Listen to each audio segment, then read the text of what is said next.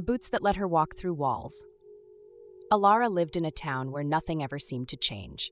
The streets curved the same way they always had. The mountains stood unmoving on the horizon, and the people lived their lives in careful, predictable patterns. From the outside, Elara's life looked stable and respectable. Inside, it felt narrow. Everywhere she went, Elara encountered walls. They weren't made of stone or brick. They rose silently in moments of decision, when she considered leaving her job, sharing her art, or stepping into something unknown. The walls bore names etched deep into their surfaces: fear, doubt, comfort, other people's expectations. She tried climbing them, pushing against them, even ignoring them, but they never budged. Each attempt left her more tired, more careful, more convinced that staying small was safer. Over time, she learned how to walk around the walls instead of toward them, but each detour made her world smaller. One evening, restless and heavy-hearted, Elara wandered through the oldest part of town, where narrow alleys twisted like forgotten thoughts.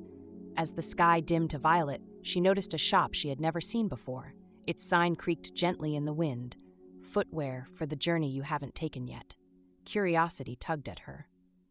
The door opened with a soft groan, revealing a warm, quiet space filled with shelves of boots, elegant, rugged, feather-light, and strange.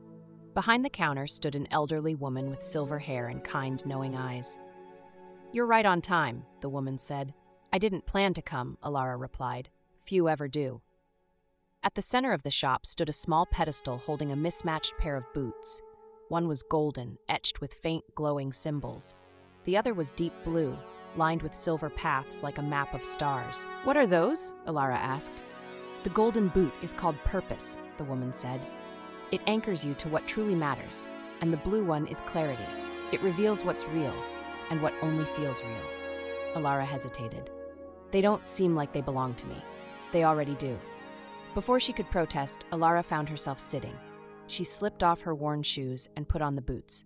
They fit perfectly. Warmth flowed through her legs, steady and grounding, as though she had been standing on unsure ground her entire life and had only just found balance. "How much do they cost?" she asked. "Everything you're willing to become."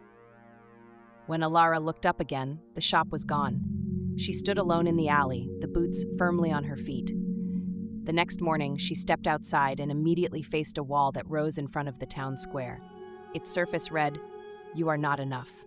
Her chest tightened, but the boots grew warm. Purpose filled her with a quiet strength, reminding her of the dreams she had buried and the moments when she felt most alive. Clarity shimmered, and the wall's words peeled away to reveal smaller truths beneath them: old criticism, comparison, unfinished attempts. The wall wasn't solid after all. Elara stepped forward. There was no impact, no pain. She passed through as if the wall were mist. Behind her, it dissolved. From that day on, walls appeared everywhere. Some were towering and heavy, others thin but persistent. Fear of failure, comfort, overthinking. Each time purpose reminded her why she was moving forward. Clarity showed her what the wall was truly made of. She discovered that walls were not punishments, they were thresholds. As Elara moved through the world, she changed. Her posture straightened, her voice steadied. She began painting murals across the town, stories of courage, transformation, and movement. People stopped to watch, saying her work made them feel less trapped. But the greatest wall appeared at the edge of the mountain path beyond town. Elara had always dreamed of traveling beyond the mountains, sharing her art and helping others break through their own invisible barriers. Now the wall stood before her, vast and heavy, carved with countless fears. What if you fail? What if you lose everything?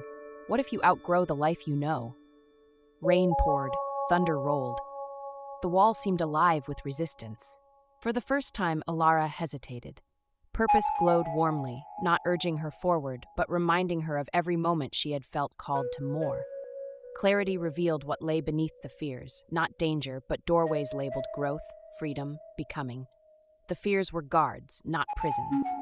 Elara stepped forward. The storm howled louder as she approached, but her steps remained steady. She touched the wall and felt it hum, as though it had been waiting. She took one final step and walked through. The storm vanished. The mountains opened into a vast sunlit valley filled with winding roads and distant villages. Elara laughed, not in relief but recognition. She understood now. The boots hadn't removed the walls, they had removed her fear of them. She continued her journey, teaching others what she had learned. When asked where she found the boots, she smiled. "You don't find them," she said. "You accept them when you're ready to move." And somewhere, at twilight, a small shop still appeared for those who were finally tired of walking around walls, waiting for the next journey to begin.